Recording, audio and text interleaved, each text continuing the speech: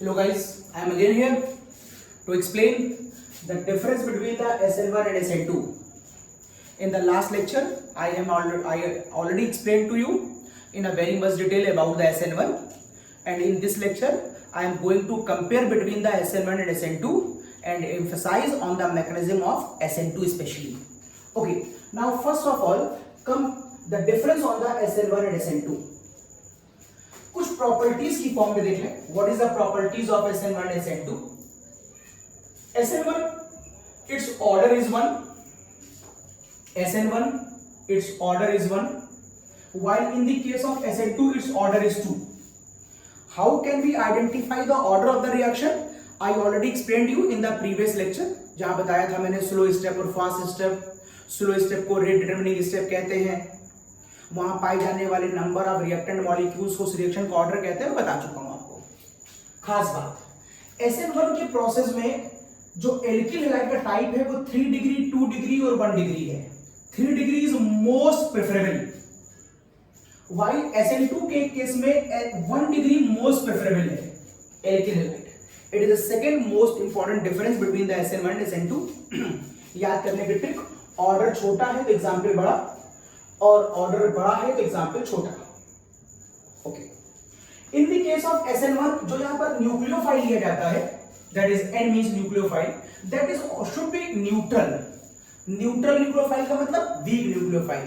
मैंने आपको लास्ट में बताया था स्ट्रॉन्ग न्यूक्लियोफाइल और वीक न्यूक्लियोफाइल में डिफरेंस. स्ट्रॉन्ग न्यूक्लियोफाइल चार्ज होते हैं और वीक न्यूक्लियोफाइल विदाउट चार्ज होते हैं. तो विदाउट चार्ज में आप ले लीजिए वाटर, यहां पर इसके ऊपर लोन पेयर होने की वजह से ये न्यूक्लियोफाइल है. यहां पर ऑक्सीजन पर लोन पेयर है, so it is behave as a nucleophile. यहां पर N पर लोन पेयर है, so it behave as a nucleophile. Okay, यहां पर ये न्यूक्लियोफाइल भी है और इस रिएक्शन के सॉल्वेंट भी होते हैं ये, इसलिए ये खुद ही डिसोशिएट करते हैं और खुद ही रिएक्शन करते हैं. This is the cause. इस रिएक्शन को हम सॉल्वोलिसिस भी कहते हैं. यहां का सॉल्वेंट ही डिसोशिएट करके रिएक्शन करता है. While in the case of SN2 strong nucleophile is preferable.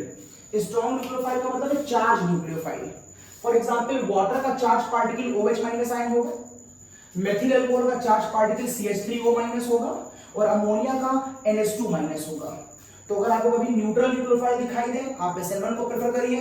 अगर आपको चार्ज न्यूक्लियोफाइल दिखाई दे, आप SN2 को प्रेफर करिए. Okay, now on the basis of solvent there is a specific property they have. SN1 defined about the SN1 is preferable in the case of solvent polar protic, while here the solvent should be polar aprotic.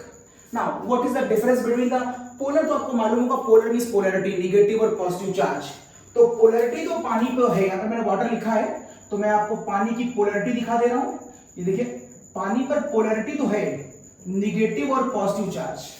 वैसे ही यहां पर भी polar लिखा है, इस polar का मतलब मैंने पोलरिटी दिखा दी है. यहां भी पोलर लिखा है. देखिए एसीटोन, इसका नाम है डाई मिथाइल सल्फॉक्साइड और इसका नाम है di methyl formamide. It is di methyl sulphoxide, di methyl sulphoxide. It is di methyl formamide. अब देखिए इन तीनों ही केसों में आपको चार्ज तो दिखाई दे रहा है. प्रोटिक तो पोलर तो है. अगर आप इस वाले पार्ट को तोड़ दें पाई बॉन्ड को तो निगेटिव और पॉजिटिव. अगर आप यहां पर पाई बॉन्ड को ब्रेक कर दें तो यहां भी निगेटिव पॉजिटिव. अगर आप यहां पर निगेटिव बॉन्ड को ब्रेक कर दें तो यहां भी निगेटिव पॉजिटिव. तो हमें पोलर यहां भी चाहिए, पोलर वहां भी चाहिए. पोलर का मतलब होता है जब स्पीशीज सॉल्वेंट पोलर होता है तो वो अपने अंदर पोलर स्पीशीज को डिसॉल्व कर पाता है. जैसे कि वो ये लोग अपने अंदर नमक को डिसॉल्व करने की कोशिश कर सकते हैं क्योंकि नमक पोलर है. या अगर आप किसी भी पोलर स्पीशीज को लें तो पोलर सॉल्वेंट हम लेते ही तब हैं जब हम किसी पोलर स्पीशीज को डिसॉल्व करना चाहें. तो यहां पर हमें डिसॉल्व करना होगा, ज्यादातर कोई सॉल्ट्स होंगे, लाइक NaOH होगा, लाइक सोडियम मेथॉक्साइड होगा. कोई भी ऐसी स्पीशीज इस पर निगेटिव पॉजिटिव है तो वो पोलर में बहुत आसानी से डिसॉल्व करती है, इसलिए हमने पोलर लिया है. अब मुद्दा आता है प्रोटिक और एप्रोटिक का. चलिए वो देखते हैं. प्रोटिक का मतलब होता है एक ऐसी स्पीशीज जो प्रोटॉन डेवलप करे, और प्रोटॉन वो डेवलप करता है जिसमें H प्लस आयन किसी स्ट्रॉन्ग इलेक्ट्रोनेगेटिव लाइक ऑक्सीजन से बाइंड अप होता है. या देखिए इनमें से किसी भी केस में ऑक्सीजन से H बाइंड अप नहीं है. ऑक्सीजन से H बाइंडअप नहीं है, ऑक्सीजन से H बाइंडअप नहीं है। दिस इज द कॉज ये प्रोटॉन डेवलप नहीं कर सकते। ये सारे एप्रोटिक हैं, ए का मतलब है नॉट, ए का मतलब है नॉट, और ये सारे प्रोटिक हैं। अब ये प्रोटिक और पोलर प्रोटिक क्या करते हैं, इन सब का क्या काम है, ये सब मालूम चलेगा। अभी खाली डिफरेंस बता रहा हूँ, इवन दो SN1 में पहले पढ़ा चुका हूँ, SN2 में प्रॉपर्टी दिखा रहा हूँ और फिर अभी इन सारी प्रॉपर्टी को वन बाय वन एक्सप्लेन करूंगा। अब इसका जो फॉर्मूला है SN1 का, फॉर्मूला है इसका rate equals to R bracket में खाली एल्केन हैलाइड। इसको हम रेट डिटरमिनिंग स्टेप कहते हैं। मतलब ये जो फॉर्मूला आता है वो रेट डिटरमिनिंग स्टेप से आता है। मैं बता चुका हूँ लास्ट में, चलिए फिर क्वेश्चन मार्क लगा दे रहा हूँ। आप जानना चाहते हो कि रेट डिटरमिनिंग स्टेप क्या होता है, अभी बताऊंगा आपको। आप जानना चाहते होंगे कि यहाँ पर मैंने प्रोटिक क्यों लिया, सब बताऊंगा अभी आपको। यहाँ पर मैं आपको दिखाऊंगा, SN1 में लास्ट लेक्चर बताया भी था कि यहाँ पर कार्बोनियम आयन फॉर्म होता है, और जब जब कार्बोनियम केमिस्ट्री में फॉर्म होता है उसकी मैकेनिज्म में हमेशा रीअरेंजमेंट होता है। This is the cause SN1 जब 3 डिग्री से हो रहा हो या 2 डिग्री से हो रहा हो या 1 डिग्री से हो रहा हो, अगर SN1 आप करा रहे हैं तो देख लीजिएगा वहां पर रीअरेंजमेंट के होने की संभावनाएं हैं, तो रीअरेंजमेंट जरूर कराइएगा, उसके बाद आंसर दीजिएगा। जबकि इस केस में मैं आपको दिखाऊंगा कि कोई कार्बोनियम आयन नहीं बनता, और इसमें जो स्लो स्टेप में आज आपको दिखाऊंगा उसमें आपको मैं 2 मॉलिक्यूल दिखाऊंगा, एल्किल हैलाइड और न्यूक्लियोफाइल। मैं जब इसका स्लो स्टेप दिखाऊंगा तो उसमें खाली एक मॉलिक्यूल दिखाऊंगा, ये फॉर्मूला वहीं से आया है, बताऊंगा मैं आपको इसमें दिखाऊंगा। इसमें अटैक मैंने आपको कल दिखाया भी था लास्ट लेक्चर में, इसमें अटैक 50% फ्रंट से होता है, 50% बैक से होता है, जिससे अगर मैं कायरल कार्बन के रिस्पेक्ट में बात करूं तो 50% मॉलिक्यूल डेक्स्ट्रो बनेंगे और 50% मॉलिक्यूल लीवो बनेंगे, जिसकी वजह से जो लास्ट रिजल्टेंट मिक्सचर होगा उसका रिजल्टेंट रोटेशन 0 होगा, उसे हम रेसमिंग मिक्सचर कहा करते थे। जबकि यहां पर मैं आपको आज दिखाऊंगा कि इसमें जो अटैक होता है वो केवल बैक साइड से होता है, attack only from the back side, और ये अटैक वाया ट्रांजिशन स्टेट होता है, ट्रांजिशन स्टेट, और जिसके बाद आपको एक घटना और देखने को मिलेगी, वॉल्डेन इन्वर्जन। ये डिफरेंस हो गया SN1 और SN2 के बीच में। ओके, SN1 की मैकेनिज्म मैं आपको पहले ही बता चुका हूं, इसलिए मैंने आज आपको SN1 की मैकेनिज्म नहीं लिखी, लेकिन ग्राफ से SN1 की हल्की सी हिंट जरूर करूंगा मैं। ये देखिए, मैंने आपको इस ग्राफ के अंदर यहाँ पर एक ग्राफ खींचा है, ये SN1 का ग्राफ है, और मैंने यहाँ पर as a reactant alkyl halide लिया है। कौन सा लिया है? 3 डिग्री, क्योंकि आपको मालूम है कि मुझे 3 डिग्री एल्किल हैलाइड लेना था, तो मैंने 3 डिग्री लिया है। ये 3 डिग्री एल्किल हैलाइड चलता है तो ये पहाड़ को चढ़ना होता है। किसी भी पहाड़ को चढ़ते हैं तो हमेशा स्पीड हमारी धीरे होती है, इसलिए हम इस पहाड़ के चढ़ने के प्रोसेस को स्लो स्टेप मान सकते हैं। It is your slow step. और जब किसी पहाड़ को हम उतरते हैं तो हमारी स्पीड बहुत तेज होती है, इसलिए इस पहाड़ के उतरने के इस वाले स्लोप को हम फास्ट स्टेप मान सकते हैं। Yes, it is slow, it is fast. जब आप SN1 की बात करेंगे तो SN1 के प्रोसेस में मैंने आपसे कहा कार्बोनियम आयन बनता है। क्यों? क्योंकि SN1 में आप प्रेफर ही 3 डिग्री कर रहे हैं या 2 डिग्री कर रहे हैं, 1 डिग्री प्रेफर ही नहीं करते। अगर 2 डिग्री और 3 डिग्री कर रहे हैं तो आपको कार्बोनियम आयन का स्टेबिलिटी ऑर्डर मालूम है, 3 degree is more stable than 2 than 1। तो सपोज करिए मैंने 3 डिग्री लिया है, तो 3 डिग्री हर हालत में अपना कार्बोनियम आयन बनाना चाहेगा, और कार्बोनियम आयन एक स्टेबल स्पीशीज होती है। तो ये पहाड़ चढ़ते चढ़ते चढ़ते चढ़ते अपना एनर्जी लेवल बढ़ा रहा था, और बढ़ाते बढ़ाते अपना एनर्जी लेवल बढ़ा रहा था, और जैसे उसे कार्बोनियम आयन मिलेगा तो कार्बोनियम आयन इज इंटरमीडिएट।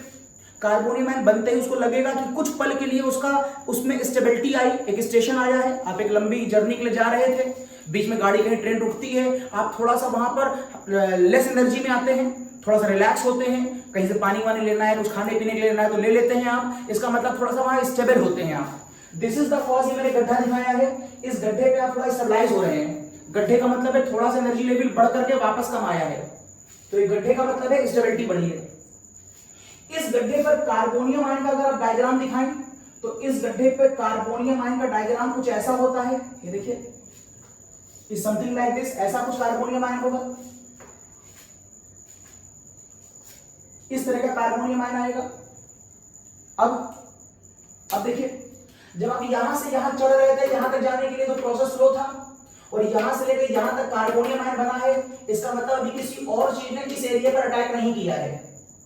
लेकिन जब आप यहां से नीचे उतर रहे थे, देखिए OH आ गया है, इसका मतलब है इस वाले स्टेप पर किसने अटैक कर दिया होगा? OH माइनस आयन ने। या मैं सॉल्वोलिसिस की बात कर रहा था, पानी, तो मैं पानी को यहां पर न्यूक्लियोफाइल मान रहा हूं, तो यहां पर पानी ने अटैक कर दिया होगा। It is your nucleophile, it is your weak nucleophile.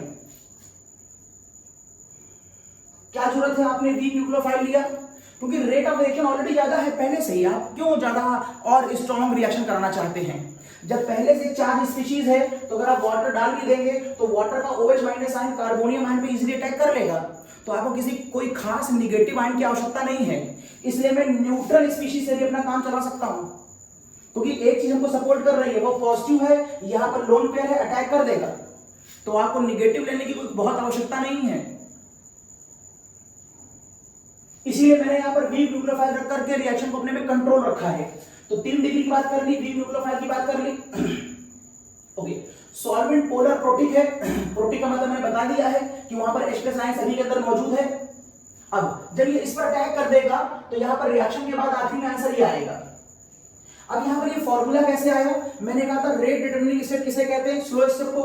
तो कौन सा स्लो स्टेप है? पहाड़ चढ़ने वाला, इसी का नाम है रेट डिटरमिनिंग स्टेप।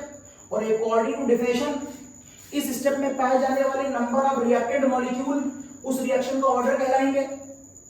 तो बताओ यहां से लेकर यहां तक कितने रिएक्टेंट के मॉलिक्यूल तुमने यूज किए हैं? केवल एक alkyl halide. This is the cause, इसका ऑर्डर क्या हो जाएगा? इसका ऑर्डर 1 हो जाएगा और ये फॉर्मूला बन गया। इस फॉर्मूले में आपने एल्किल हैलाइड दिखाया है, वो ये वाला है। आपने इस फॉर्मूले में न्यूक्लियोफाइल क्यों नहीं दिखाया? अटैक तो न्यूक्लियोफाइल ने भी करा है। ध्यान से देखिए, ये फॉर्मूला किस स्टेप को देख के बनाया गया है? स्लो स्टेप को। तो जो स्लो स्टेप में वेरिएबल्स होंगे उन्हीं को तो रखेंगे। ये वाटर जो है वो फास्ट स्टेप में आया है, इसीलिए मैंने यहाँ पर आपको वाटर नहीं दिखाया, मतलब न्यूक्लियोफाइल नहीं दिखाया। अब एग्जाम में अगर रीजनिंग क्वेश्चन आ जाए कि SN1 में अगर न्यूक्लियोफाइल का कंसंट्रेशन डबल या ट्रिपल कर दिया जाए तो रेट की सेहत पर क्या फर्क पड़ेगा? आपको कोई फर्क नहीं पड़ेगा, ये फॉर्मूले में न्यूक्लियोफाइल है ही नहीं। हाँ, अगर एल्किल हैलाइड का कंसंट्रेशन बढ़ा दिया जाए तो क्या होगा? रेट बढ़ जाएगा। अगर किसी तरह के कांस्टेंट को बढ़ा दिया जाए तो क्या होगा? रेट बढ़ जाएगा। अब के कांस्टेंट क्या होता है ये केमिकल काइनेटिक्स में बताया जाएगा, अभी मैं के बारे में नहीं खोल रहा हूं। फिलहाल आप ये समझ गए न्यूक्लियोफाइल का यहाँ कोई काम नहीं है। कार्बोनियम आयन बना है, अगर कार्बोनियम आयन बना है तो वो रीअरेंज जरूर होगा। आपको स्टेबिलिटी ऑर्डर मालूम है कार्बोनियम आयन का, जिसको मैं यहां पर भी दिखाता हूं। देखिए, ये कार्बोनियम आयन अगर 3 डिग्री है तो अगर मैं 2 डिग्री कार्बोनियम आयन लूंगा तो ग्राफ कैसा आएगा? उसका ग्राफ कुछ ऐसा आएगा। अगर मैं 1 डिग्री कार्बोनियम आयन लूंगा तो ग्राफ कैसा आएगा? उसका ग्राफ कुछ ऐसा आएगा। It is 1 degree carbonium ion, it is 2 degree carbonium ion, it is 3 degree. क्यों? आपको मालूम है कार्बोनियम आयन में 3 डिग्री सबसे हाईली स्टेबल होता है। जो हाईली स्टेबल होता है उसका एनर्जी लेवल कम होता है। देखिए, उसका एनर्जी लेवल कम है। और 1 degree least stable carbonium ion होता है, इसलिए उसका एनर्जी लेवल बहुत ज्यादा है। आप कभी भी इस रिएक्शन को 1 डिग्री कार्बोनियम आयन के थ्रू पूरा नहीं कर सकते, क्योंकि इतनी ज्यादा एनर्जी यहां पर अवेलेबल ही नहीं होती है। लिहाजा ये रिएक्शन कभी भी 1 डिग्री कार्बोनियम आयन के रास्ते से पूरी होगी ही नहीं, क्योंकि इतनी एनर्जी देने के लिए तो आपको गर्म करना पड़ जाएगा, और रिएक्शन को गर्म करेंगे तो सब्स्टिट्यूशन से एलिमिनेशन में चली जाएगी। इसलिए आप 1 डिग्री से रिएक्शन नहीं कर सकते। हाँ, एक काम हो सकता है, अगर प्रोसेस में 1 डिग्री, 2 डिग्री और 3 डिग्री कार्बन मौजूद हैं तो आप इनिशियल स्टेज में 1 डिग्री कार्बोनियम आयन बना सकते हैं। मतलब आप कोई रास्ता शुरू कर सकते हैं जो इस पहाड़ से शुरू हो, इस पहाड़ से शुरू हो, लेकिन आपको यहां जाने की आवश्यकता नहीं। रास्ते में आपको अगर कोई शॉर्टकट दिखाई दे, शॉर्टकट दिखाई दे जो आपको इस ऊंचे पहाड़ से इस पहाड़ पर ला सकता हो, तो फिर आपने रास्ता शुरू जरूर 1 डिग्री कार्बन से किया था, लेकिन कुछ ही देर में आपने पहाड़ चेंज करके 2 डिग्री कार्बन पे आ गए, और जैसे ही आप थोड़ी देर के बाद इस पहाड़ पर आ गए और फिर आपको एक पहाड़ वहां पर और दिखाई दिया, उसका शॉर्टकट दिखाई दिया छोटे पहाड़ का, तो फिर आप इस वाले पहाड़ से इस वाले पहाड़ पर आ गए। इस घटना का नाम होता है रीअरेंजमेंट। इवन तो आपने स्टार्ट जरूर 1 डिग्री कार्बोनियम से किया था, लेकिन कुछ ही देर में आपने रास्ता बदल कर 2 डिग्री या 3 डिग्री कर लिया। ये मैंने लिखा कार्बोनियम अगर बनेगा तो उसका रीअरेंजमेंट हो सकता है, लेकिन अगर आपको केवल 1 डिग्री का पहाड़ दिखाई दे रहा है, 2 डिग्री और 3 डिग्री का वहां पहाड़ है ही नहीं, मतलब आप रास्ता वहां चेंज कर ही नहीं सकते, तो फिर ये रास्ता आपके लिए गलत है, फिर आप SN1 से रिएक्शन पूरी नहीं कर सकते। और ये 50% अटैक बैक और फ्रंट, इसकी बात मैं आपसे लास्ट में कल कर चुका हूं, इसलिए इसको मैं यहां पर नहीं खोल रहा हूं। कल के लेक्चर में बताया था कैसे अटैक फ्रंट और कैसे बैक, अभी अगले वाले क्वेश्चनों में आगे मैं एप्लीकेशन बता दूंगा आपको। अब ये देखिए SN2 के अंदर मैंने यहां पर इसमें केवल ये देखिए फॉर्मूला स्लो स्टेप में मैंने आपको 2 रिएक्टेंट दिखाए हैं। इस बात को समझने के लिए इसका ग्राफ देखिए, ये ग्राफ मैंने SN2 का बनाया है। SN2 के ग्राफ में ऐसा गड्ढा नहीं होता, क्योंकि वहां पर इंटरमीडिएट नहीं बनता। अब आप इस ग्राफ को समझने से पहले SN2 की मैकेनिज्म भी देख लीजिए। यहां पर मैंने SN2 की मैकेनिज्म लिखी है। SN2 किसको फेवर करता है? 1 डिग्री को। तो 1 डिग्री का एल्किल हाइड्रोजन लिया CH3Cl एक्वस केओएच कराई, तो जो आंसर आएगा वो CH3OH और KCl आएगा। इट इज CH3OH और KCl। इस मैकेनिज्म को मैं 3 स्टेप में पूरा करूंगा। स्टेप नंबर 1, सबसे पहले एक्वस केओएच ब्रेक करेगा K+ और OH- में। अब आपने एक्वस केओएच यहां पर भी लिया था, अगर आप बुक में देखेंगे तो एक्वस केओएच यहां भी दिखाई देगा, लेकिन ध्यान रखिएगा वहां पर जो एक्वस केओएच है वहां पर वर्किंग वाटर करता है, वहां पर केओएच का अमाउंट बहुत कम डालते हैं, सिर्फ इसलिए क्योंकि केओएच वाटर को इलेक्ट्रोलाइज करने का काम आता है, तोड़ने के काम आता है। वहां पर केओएच जस्ट इलेक्ट्रोलाइट है। यहां पर केओएच का अमाउंट हम बढ़ा देते हैं, पानी में केओएच बहुत ज्यादा रखते हैं, क्योंकि यहां पर हमें स्ट्रॉन्ग न्यूक्लियोफाइल चाहिए। यहां पर वाटर न्यूक्लियोफाइल की तरह वर्क नहीं करता, यहां पर खुद OH एक स्ट्रॉन्ग न्यूक्लियोफाइल की तरह वर्क करता है। देखिए OH- self behave as a strong nucleophile. तो बुक में इवन तो दोनों में कुछ लिखा हुआ है, लेकिन ध्यान रखिएगा SN1 में वाटर न्यूक्लियोफाइल है और SN2 में OH- न्यूक्लियोफाइल है। अब ये CH3Cl को मैंने ऐसे लिख लिया, सेकंड स्टेप, और इस CH3Cl को मैं यहां पर इस तरीके से शो कर रहा हूं। कल मैंने आपको SN1 में इसकी कहानी सुनाई थी, मैंने एक कहानी सुनाई थी कार, फास्ट, मेहमान, उसको यहां भी बताऊंगा, पहले एक सिंपल बात देख लीजिए। तो ये CH3Cl को मैं ऐसे लिख सकता हूं, ऐसे लिखूंगा तो यहां पर इंडक्टिव इफेक्ट की वजह से यहां पर पार्शियल माइनस, यहां पार्शियल प्लस आएगा। इसके ऊपर अब OH- अटैक करेगा जो ऊपर से आया है। फ्रंट से अटैक करेगा कि बैक से करेगा? फ्रंट पे तो यहां पर ऑलरेडी नेगेटिव चार्ज है, इसलिए यहां पर फ्रंट का रास्ता बंद है, ये अटैक केवल बैक से करेगा। तो मैंने यहां पर लिखा था यहां पर अटैक केवल बैक से होता है। क्यों बैक से होता है? क्योंकि यहां पर अभी Cl निकला ही नहीं है, तो Cl नेगेटिव चार्ज है, नेगेटिव रिपल्शन। अच्छा निकला क्यों नहीं है? निकल जाना चाहिए था, निकलने से कोई फायदा नहीं है। अगर Cl निकल जाएगा तो कार्बोनियम आयन क्या डिग्री बनेगा? देखो 1 डिग्री है, उससे भी कम। ये तो बहुत लीस्ट स्टेबल कार्बोनियम आयन है, इसलिए वो बनेगा नहीं। जब ये पीछे अटैक कर देगा तो यहां पर एक स्थिति ऐसी आ जाएगी, इसका नाम होता है ट्रांजिशन स्टेट। ट्रांजिशन एक अनस्टेबल स्टेज होती है, इसकी अनस्टेबिलिटी की वजह ध्यान से देखिए, यहां कार्बन पेंटावैलेंट हो गया है जो रूल्स के अगेंस्ट है। कार्बन की वैलेंसी 4 पहले ही थी, अब एक और आ गई 5। ये तो रूल्स के अगेंस्ट हो गया। जब कोई चीज रूल्स के अगेंस्ट समाज में होती है तो वो हमेशा अनस्टेबल होती है।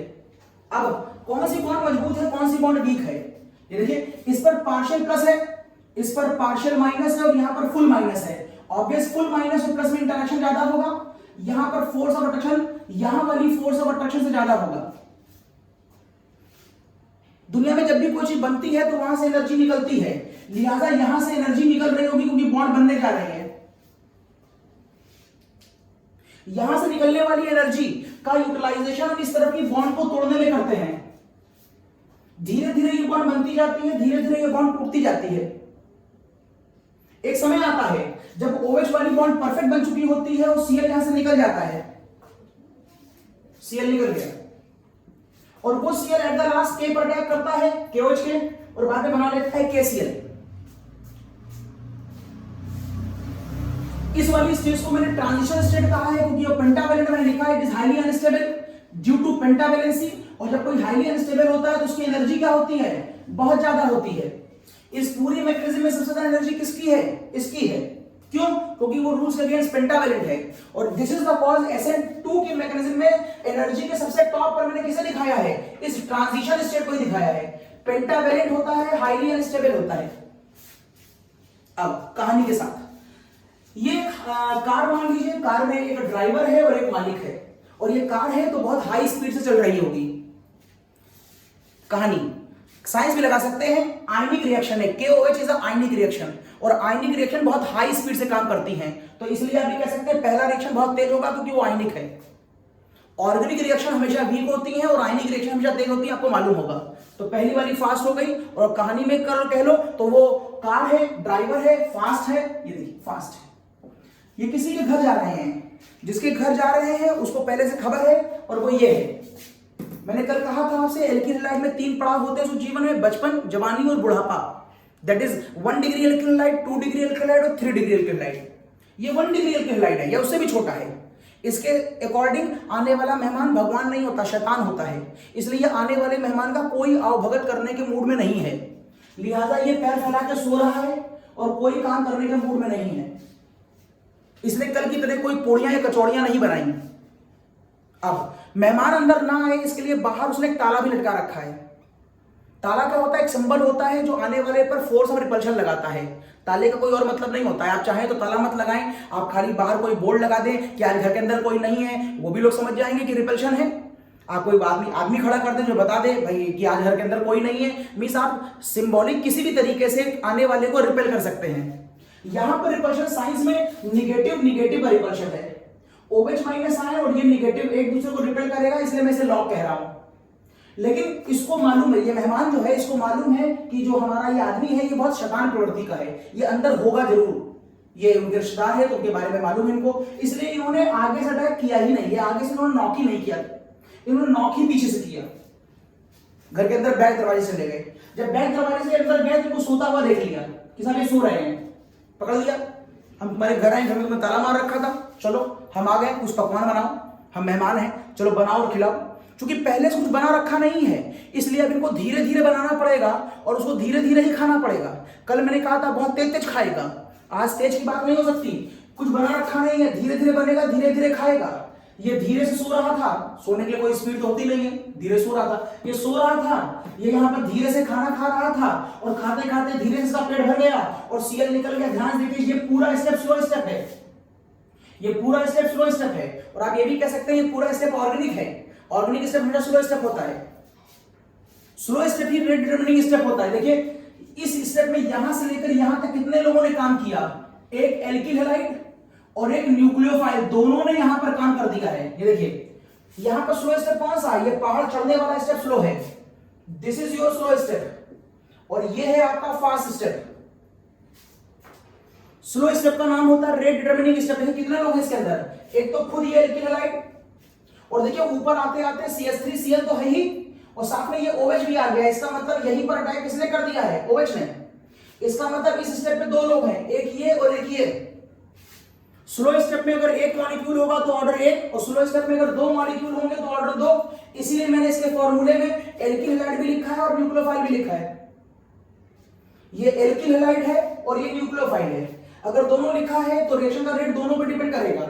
अब अगर मैं इस क्वेश्चन में न्यूक्लियोफाइल का अमाउंट बढ़ाऊंगा तो रेट बढ़ेगा, एल्किल हैलाइड बढ़ाऊंगा तो रेट बढ़ेगा। तो क्या वजह है कि SN1 में न्यूक्लियोफाइल नहीं होता और SN2 में न्यूक्लियोफाइल होता है? वजह बता दी मैंने आपको, ठीक। अटैक बैक साइड से होता है बता दिया, ट्रांजिशन स्टेट होती है बता दिया। वार्डे इन्वर्जन देख लीजिए, जब मैंने स्टार्ट किया था तो इसकी छतरी कुछ इस तरफ की तरफ थी, छतरी इधर थी और CLU पकड़ा हुआ था मैंने। देखिए आखिरी में खत्म होते होते छतरी पलट के इधर चली गई और OH इधर आ गया। ये ठीक ऐसा ही है, आप अम्ब्रेला लेके निकले और बहुत तेज बारिश हो रही थी, आंधी तूफान आ रहा था, तो कभी कभी छतरी पलट जाती है। अगर छतरी पलट जाती है तो उसे हम इन्वर्जन ऑफ अम्ब्रेला कहते हैं। अगर आप सर नीचे और पैर ऊपर कर ले तो ये इन्वर्जन ऑफ योर बॉडी कहलाएगा।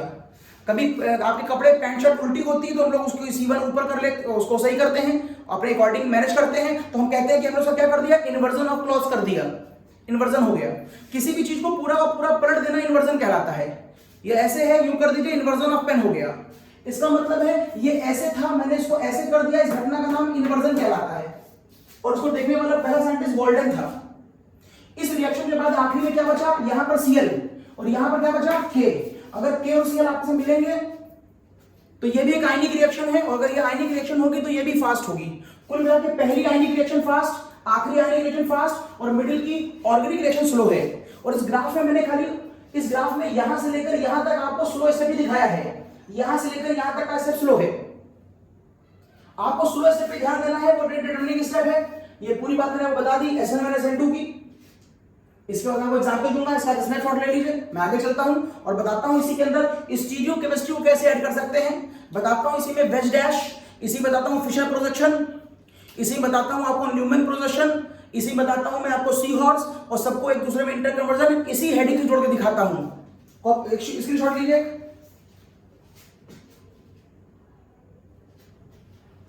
ओके, नाउ ये हटा रहा हूं मैं।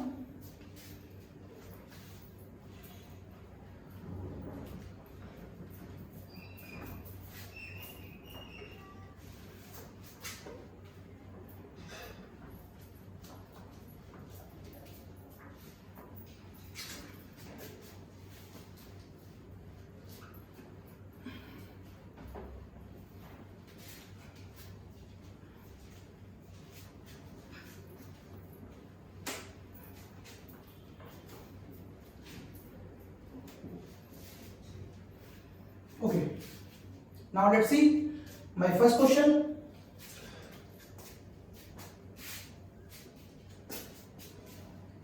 अगर मैं आपसे कहूं कि बताइए CH3 CH2 CH3 यहां पर H यहां पर Cl, इसके ऊपर बताओ वाटर लगाएंगे तो क्या होगा, और बताओ इसके ऊपर NaOH लगाएं in presence of dimethyl formamide तो क्या होगा। बताओ देख करके इन दोनों में से कौन सी रिएक्शन SN1 है, कौन सी रिएक्शन SN2 है। तो वैसे तो मैंने आपसे कहा था कि 3 डिग्री है तो बोल दीजिएगा कि SN1 होगा, और 1 डिग्री है तो बोल दीजिएगा SN2 होगा।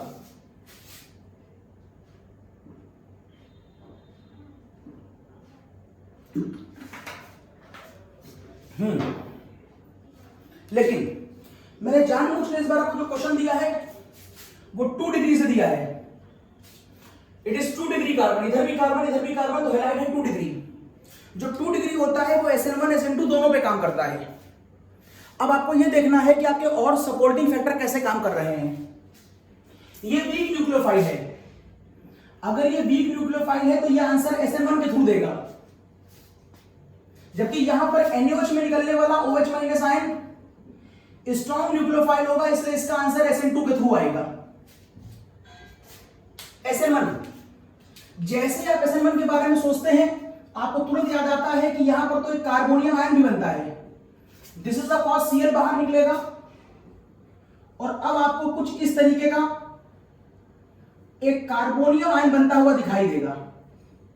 ये देखिए, it is carbonium ion, Cl बाहर निकल गया, and that carbonium ion something look like this. इस पर अटैक करने वाला कौन है? Water. Water is a nucleophile, is a weak nucleophile. अब बताइए इसमें वाटर फ्रंट से अटैक करेगा कि बैक से करेगा? इसमें दोनों रास्ते खुले दिखाई दे रहे हैं आपको। दिस इज द कॉज में अटैक फ्रंट और बैक दोनों से हो सकता है। अगर इसमें अटैक फ्रंट और बैक दोनों से हो सकता है तो यहां पर एक नहीं 2 आंसर आएंगे। एक आंसर में वाटर का, इसकी मैग्नीट्यूड मैंने कल बताई थी, वाटर का OH यहां पर रह जाएगा, H का साइन निकल जाएगा। तो मैं फाइनल आंसर लिख रहा हूं खाली, मैग्नीट्यूड कल वाले क्वेश्चन में, कल वाले लेक्चर बता चुका हूं मैं आपको। तो यहां पर ये आंसर कुछ इस तरीके का आएगा, CH3 CH2 CH3 CH3 और H, जबकि इधर एक आंसर आएगा CH3 CH2 CH3 H और OH, ये आएगा। ध्यान से देख लीजिए, ये दोनों क्वेश्चन, ये दोनों कंपाउंड एक दूसरे के मिरर इमेज हैं। तो अटैक 50% फ्रंट से और अटैक 50% बैक से, इसकी बात मैंने कर ली। चूंकि ये कायरल कार्बन है इसलिए ये कंपाउंड ऑप्टिकल आइसोमर दिखाएगा, या तो डेक्स्ट्रो होगा या फिर लीवो होगा। वैसे ये भी कायरल कार्बन है, ये भी डेक्स्ट्रो होगा या लीवो होगा। हम नहीं बता सकते कि कौन डेक्स्ट्रो होगा कौन लीवो होगा। It is a point of experiment, polarimeter से पता करेंगे, लेकिन हमें उस पर डिस्कस नहीं करना है। एक बात कंफर्म है कि दोनों के नेचर अलग अलग होंगे। अब नेचर अलग अलग होंगे तो इसकी प्रॉपर्टीज अलग होंगी, तो उसका नाम भी अलग होगा। तो उसका IUPAC नेम लिख लीजिए, IUPAC नेम। फंक्शनल ग्रुप के पास से नंबरिंग होनी चाहिए, लेकिन 1 डिग्री कार्बन होनी चाहिए। तो ये 1 2 3 4 दोनों केसों में यही स्थिति आएगी। तो इसका नाम हो जाएगा ब्यूटेन-2-ऑल, ब्यूटेन-2-ऑल। लेकिन चूंकि 3D की फिगर में बना रहा हूं, क्योंकि ऑप्टिकल आइसोमरिज्म 3D है, तो वहां पर हम R और S यूज करते हैं। याद होगा आपको फर्स्ट ईयर में, रेक्टस और सिंसिस्टर। R का मतलब राइट, R का मतलब रेक्टस, इसका मतलब राइट से होता है, और S का मतलब सिंसिस्टर, इसका मतलब लेफ्ट से होता है। तो अगर आप यहां पर इसका राइट और लेफ्ट देखें तो अब एक काम करिए, अब मैं 1 2 3 हटा दे रहा हूं, 1 2 3 हटा दिया। अब आपको यहां लगाना होगा सिप रूल, या CIP rule, CIP CIP rule. इसको पूरा नाम है कॉन इनगोल्ड और प्रीलॉग, ये 3 साइंटिस्ट थे। इन लोगों ने मिलकर एक लॉ दिया और ये लॉ किस पर बेस्ड था? एटॉमिक नंबर या एटॉमिक वेट। एटॉमिक नंबर और एटॉमिक वेट के बिहार पर आपको इनको प्रेफरेंस देनी है। चलिए देखते हैं इस वाले कायरल कार्बन से सबसे ज्यादा हाई एटॉमिक नंबर वाला एलिमेंट कौन जुड़ा हुआ है? O, एटॉमिक नंबर 8, सबसे हाई यही वाला है। इसके बाद ये भी कार्बन है, ये भी कार्बन है, दोनों का एटॉमिक नंबर 6 है। जब दोनों एलिमेंट एक ही पोजीशन पर आ रहे हो, एक ही नंबर के साथ आ रहे हो, तो वहां से आंसर नहीं आता है। तो एक स्टेप आगे और बढ़िए। जब आप कार्बन से एक स्टेप आगे और बढ़ेंगे तो पाएंगे 6 के बाद 1 का एटॉमिक नंबर है, जबकि अब यहां पाएंगे कि 6 के बाद जो दूसरा एलिमेंट है वो भी 6 का एटॉमिक नंबर है। तो 6 से आंसर नहीं आ रहा था, लेकिन 1 और 6 में ऊपर वाला 6 जीत गया। तो सेकंड नंबर पे आपको मिलेगा CH3CH2, उसके बाद आपको मिलेगा ये CH3 और उसके बाद मिलेगा आपको ये H। जो सबसे आखिरी में आता है उसे हम कहते हैं मिनिमम पीरियोडिटी। ये मिनिमम पीरियोडिटी वाला एलिमेंट है, मिनिमम पीरियोडिटी। निकाल लिया आपने 1 2 3। अब ये नंबर हटाकर मैं 1 2 3 कर दे रहा हूं इसको, इसे 1 2 3 कर लीजिए। सबसे बड़ा ये माना आपने 1, ये है आपका 2, ये है आपका 3 और ये है आपकी मिनिमम पीरियोडिटी। आप 1 2 3 पे गौर करिए और 1 2 3 से अगर आप अपना आंसर देते हैं यहां पर, तो यहां पर मैं आपको 1 2 3 दिखाता हूं, 1 2 3। अगर मैं यहां पर 1 2 3 दिखाता हूं तो ये 1, ये 2 और ये 3। अगर ये 1 2 3 ऐसे घूमता है तो देखिए राइट घूम रहा है कि लेफ्ट घूम रहा है? ये राइट घूम रहा है। अगर ये राइट घूम रहा है तो इसका नाम ब्यूटेनॉल 2 था ही, बस उसके आगे R और लगा दीजिए, इसका नाम R ब्यूटेनॉल था। अगर ये R ब्यूटेनॉल होगा तो कंफर्म ये क्या होगा? ये S ब्यूटेनॉल होगा। चेक कर लीजिए, ये 1 है, ये 2 है, ये 3 है और ये सबसे लोअर प्रायोरिटी, उसकी बात ना करिए। तो 1 2 3 घुमाइएगा तो लेफ्ट घूम रहा है, इसलिए ये S फॉर्म है। लेकिन सच बताऊं मैं आपको, R और S 3D स्ट्रक्चर है, जबकि आप अभी इस पूरे स्ट्रक्चर को 2D में एक्सप्लेन कर रहे थे। तो मैं चलिए इस पूरे क्वेश्चन को 3D पे लेके चलता हूं और वहां पर एक्सप्लेन करता हूं, लेकिन इसको वहां ले जाने से पहले मैं इसका आंसर दे दूं और फिर चलता हूं 3D पे लेके आपको। अभी तो मैंने जनरल बता दिया आपको, लेकिन अभी इसको डिटेल में एकदम परफेक्ट बताता हूं। हटा रहा हूं इसको। यहां पर समझ लीजिए, पहले अगर मैं SN2 से इसका आंसर निकालूंगा तो SN2 में वॉल्डन इन्वर्जन होता है और अटैक बैक से होता है। अगर Cl यहां लगा है तो अटैक बैक से होगा, और बैक से होगा तो CH3 पलट के इधर चला जाएगा, OH इधर आ जाएगा। तो आपको यहां पर जो आंसर देखने को मिलेगा वो ये कि OH अटैक बैक से करेगा, OH बैक से करेगा, यहां से Cl निकल जाएगा तो CH3 पलट के इधर बैठेगा और ये फिगर आएगी। यहां पर इसका आंसर ही आएगा। एक खास बात, SN2 में फिलहाल एक आंसर आ रहा है और SN में हमारे 2 आंसर आ रहे हैं, क्योंकि इसमें अटैक फ्रंट से भी होता है, बैक से भी होता है, तो 2 आंसर आएंगे। इसमें अटैक एक से होता है तो एक आंसर आएगा। अब जो कि ये वाला क्वेश्चन जो आप देख रहे हैं, इस मॉलिक्यूल का कायरल कार्बन होने की वजह से ये 3D स्ट्रक्चर की का क्वेश्चन बनता है। तो चलिए मैं इस क्वेश्चन को 3D पे लेके चलता हूं। मतलब मैं ऑप्टिकल आइसोमेरिज्म के क्वेश्चन को यहां जोड़ देता हूं, स्टीरियो केमिस्ट्री को यहां पर जोड़ देता हूं, स्टीरियो आइसोमेरिज्म को यहां पर जोड़ देता हूं। और अब आपके मन में फर्स्ट ईयर का एक पॉइंट आ गया, stereo chemistry. Stereo chemistry, stereo में वहां पर हमने 4 टर्म बड़े खास सुने थे। एक वेज एंड डैश, ये क्या होता है? वेज का मतलब मोटी लाइन, डैश का मतलब डैश। दूसरा होता है फिशर प्रोजेक्शन, ये साथ क्या होता है? Fischer projection. तीसरा होता है न्यूमैन प्रोजेक्शन। सारी ये न्यूमैन प्रोजेक्शन क्या होता है? वैसे सबसे इंपॉर्टेंट यही है। और एक होता है सॉ हॉर्स। ये साहब सॉ हॉर्स क्या होता है ये भी जानेंगे। सबसे पहले वेज एंड डैश, ये सब क्या है? ये 3D किसी भी कंपाउंड को 2D में कैसे एक्सप्लेन किया जाए इसको समझाने के तरीके, क्योंकि मेरा बोर्ड क्या है 2D है और जो हम ज्योमेट्री पढ़ने जा रहे हैं वो क्या है कायरल है। कायरल का मतलब है ऑप्टिकल आइसोमेरिज्म जैसे कंपाउंडों की हम बात करने जा रहे हैं। और ऑप्टिकल आइसोमेरिज्म 3D का अरेंजमेंट है, 3D स्ट्रक्चर की इंफॉर्मेशन है, स्टडी है। तो मैं कैसे 3D को बोर्ड पे समझाऊं, इस बात को अलग अलग साइंटिस्टों ने अलग अलग तरीके बताए और फिर लोगों ने उसको इंटरलिंक करना सीख लिया। इस पूरी बातों को मैं आपको डिस्कस करने जा रहा हूं। Number 1, wedge and dash. अगर ये क्वेश्चन वेज एंड डैश की फॉर्म में दिया जाएगा तो कैसे दिया जाएगा? सपोज करिए आपसे ये कह दिया जाए, सपोज करिए आपसे ये कह दिया जाए, चलो पहले इसी को बना लें। अगर मैं इसको कहता हूं तो ये फिगर कुछ ऐसे बना सकते हैं आप, it is CH2 CH3, it is H, ये यहां पर मैंने लगा दिया Cl और ये लगा दिया मैंने यहां पर CH3। ये देखिए, अगर आप इसका वेज एंड डैश बनाएंगे तो ये बनेगा। कैसे, क्या लॉजिक है? लॉजिक सुनिए, लॉजिक सुनिए।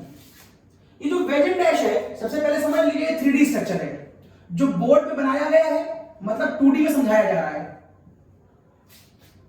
इसमें जो आप ये पतली वाली लाइन देख रहे हैं, अब वेज एंड डैश बता रहा हूं मैं आपको, ये जो पतली वाली लाइन देख रहे हैं ये ऑन द बोर्ड मानी जाती है, it is on the B board, ये बोर्ड पर है। और जो ये डैश देख रहे हैं ये मुझे धुंधला दिखाई दे रहा है, डैश का मतलब है मुझे अच्छा दिखाई नहीं दे रहा, इसका मतलब है ये मुझसे भी दूर है। और जो ये मोटी लाइन देख रहे हैं आप, ये मुझे बहुत साफ दिखाई दे रही है, बिना चश्मा लगाए भी दिख रही है, बहुत साफ। इसका मतलब है ये मेरी तरफ है, इट इज टुवर्ड्स ऑब्जर्वर। तो पहले समझ ले कौन कहां पर है, ये अवे फ्रॉम द ऑब्जर्वर है, अवे फ्रॉम ऑब्जर्वर, और ये टुवर्ड्स फ्रॉम द ऑब्जर्वर, ये टुवर्ड्स फ्रॉम द ऑब्जर्वर। इसका मतलब ये वाला जो डैश है ये बोर्ड के पीछे है और जो ये लाइन देख रहे हैं ये बोर्ड के आगे है। इज समथिंग लाइक दिस, आप समझ पाए तो देखें ना, ये जो मैंने लाइन बनाई है ये कुछ ऐसी, ये सीधा बोर्ड पर और ये उसी के एकदम ये तिरछा बोर्ड पर, ये पूरा बोर्ड पर है, ये पूरा बोर्ड रखा हुआ है। एक पेन बोर्ड से पीछे गया है, एक पेन बोर्ड से पीछे गया है, ये पेन बोर्ड से पीछे, जो डैश ऑब्जर्वर से, अब आप देखें आपको दूर दिखाई दे रहा होगा, ये लाइन बोर्ड पर है, ये आपसे बोर्ड से पीछे, और ये देखिए बोर्ड से आगे आ गया, ये बोर्ड से आगे, ये बोर्ड के पीछे। जो बोर्ड से आगे है जो आपकी तरफ है ये टुवर्ड्स ऑब्जर्वर है, ये अवे ऑब्जर्वर है और ये बोर्ड पर है। जब आप इस डायग्राम को ऐसे देखते हो उसका नाम है वेज एंड डैश। लेकिन यदि आप इस वेज एंड डैश में कुछ चेंज करना चाहें तो हम चेंज करके इसे फिशर में कर सकते हैं। मैं चेंज दिखा दे रहा हूं अभी यहीं पर, चलिए इसे तुरंत फिशर में कन्वर्ट करें। मैं वेज एंड डैश को फिशर में कन्वर्ट करना भी बता दे रहा हूं और फिशर कैसे वर्क करता है ये बता दे रहा हूं। यहीं पर देखिए एक ही बार में, चूंकि वेज एंड डैश आपको दिखाई दे रहा है, ये बोर्ड पर, ये बोर्ड के पीछे, ये बोर्ड के आगे, ये वेज एंड डैश है। अब एक काम करिए, आप बोर्ड की लाइनों को मत छूइएगा, इन दो लाइनों को उठाइए और एंगल, इनके पीछे जो एंगल से डिस्टर्ब नहीं करेंगे हम लोग, और बिना एंगल डिस्टर्ब करे इनको उठा करके ऐसे आगे ले आइए। ये देखिए, ये देखिए, is something like this, is something like this. ये बोर्ड पे अभी भी है, ये बोर्ड पे अभी भी है, जो पीछे था ये उठकर आगे आ गया और उसी सर्टेन एंगल पर ये वाला भी यूं आ गया। अब ध्यान से देखिए, अगर मैं बोर्ड के आगे ऐसे देखता हूं तो ये दोनों अब मेरी आंखों के पास आ गए, ये दोनों मेरी आंखों के पास आ गए। मतलब इसमें से एक जो अवे ऑब्जर्वर था वो भी मेरे पास आ गया और जो पहले से मेरी तरफ था वो भी मेरे पास आ गया। अब मुझे ये दोनों बहुत साफ दिखाई देंगे, जबकि इसके रिस्पेक्ट में ये जो बोर्ड पर लाइनें हैं ये मुझे बहुत साफ नहीं दिखाई देंगी इसके कंपैरिजन में।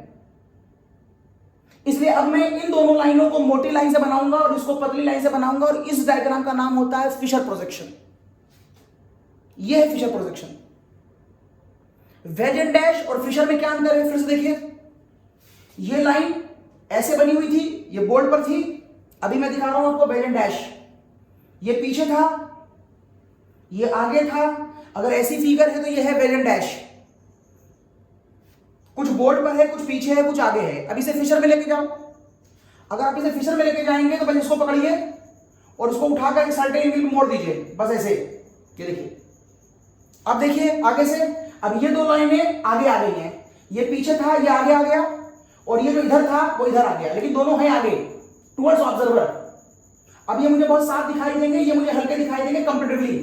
इस फिगर का नाम है फिशर प्रोजेक्शन। मतलब अगर आप इसका फिशर प्रोजेक्शन बनाना चाहें तो इसका फिशर प्रोजेक्शन कुछ यूं बनेगा। यहां पर कायरल कार्बन होता है, ऊपर वाले इस CH2 CH3 में हमने कोई चेंज नहीं किया, और नीचे वाली इस पतली लाइन में हमने कोई चेंज नहीं किया। लेकिन इसको और इसको उठा करके मैं, देखिएगा जरा फिर से, मैंने क्या करा, ये लाइन और ये CH3 पीछे था, Cl पीछे था, CH3 आगे था, ऐसे ऐसे, ये पीछे था, ये आगे था। मैं इसको उठा करके यूं ले आया, ऐसे ऐसे, तो ये भी आगे आ गया और ये भी आगे आ गया। लेकिन ध्यान से देखिए, ये जिधर जिस पीछे से आया है ये उसी तरफ रहा, और ये जो पहले इस तरफ था ये चला गया इस तरफ। मतलब Cl जो पीछे से आया लेकिन रहा वो यहीं पर, और CH3 जब यूं घूमा तो वो इधर चला गया, तो CH3 वो चला गया इस तरफ की ओर। लेकिन ये Cl और CH3 चूंकि आपके सामने आ गए, इसलिए आपको बहुत साफ दिखाई दे रहे होंगे, इसलिए हम इसको मोटी लाइन से दिखाते हैं, और इनके कंपैरिजन में ये हमको हल्की लाइन से दिखाई देते हैं, ऐसे। ये फिशर प्रोजेक्शन आ गया, समझे? ये जो Cl पीछे था और CH3 आगे था, जब मैं इसको यूं घुमाता हूं तो पीछे वाला इतना मत घुमा देना कि उधर चला जाए, बस पीछे वाले को आगे लाओ और उसके रिस्पेक्ट में ये एंगल भी घूमेगा और यूं चला जाएगा। अब ये Cl भी आगे और CH3 भी आगे आपको साफ दिखाई देगा, और इसके बाद मैं फाइनल डायग्राम बना देता हूं ये, और ये आ गया आपका CH2 CH3, ये आ गया आपका H, ये आ गया आपका Cl, ये आ गया आपका CH3। ये जिस डायग्राम का वेज एंड डैश है ये उसी डायग्राम का फिशर प्रोजेक्शन है। ये जिसका वेज एंड डैश है ये उसी का फिशर प्रोजेक्शन है। अब आप देखिएगा ये दोनों सेम हैं। ये पता करने के लिए मैं चाहूं तो इनका नॉमेनक्लेचर भी लिख सकता हूं, दोनों का नॉमेनक्लेचर सेम आएगा, लेकिन पहले मैं एक एक करके अलग अलग दोनों के नॉमेनक्लेचर दिखाता हूं, समझिएगा। पहले इसका नॉमेनक्लेचर, इसका, जब भी आपको इसका नॉमेनक्लेचर करना हो, मतलब वेज एंड डैश का, जब भी आपको वेज एंड डैश का नॉमेनक्लेचर करना हो तो बस छोटा बड़ा कर लो। छोटा बड़ा करते समय आपको सिर्फ इतना ध्यान देना है कि जो मिनिमम प्रायोरिटी है वो हॉरिजॉन्टल पर होनी, सॉरी डैश पर होनी चाहिए, मतलब आपसे दूर होनी चाहिए। फिलहाल स्थिति सबसे बड़ा कौन है? सबसे बड़ा यहां पर Cl है, जिसका एटॉमिक नंबर 17 होता है। उसके बाद ये 6 और 6 है, उसके बाद ये केवल 6 है, और उसके बाद ये 1 है। तो सबसे बड़ा Cl है, उसके बाद CH3 CH2 है, उसके बाद CH3 है, और उसके बाद H है।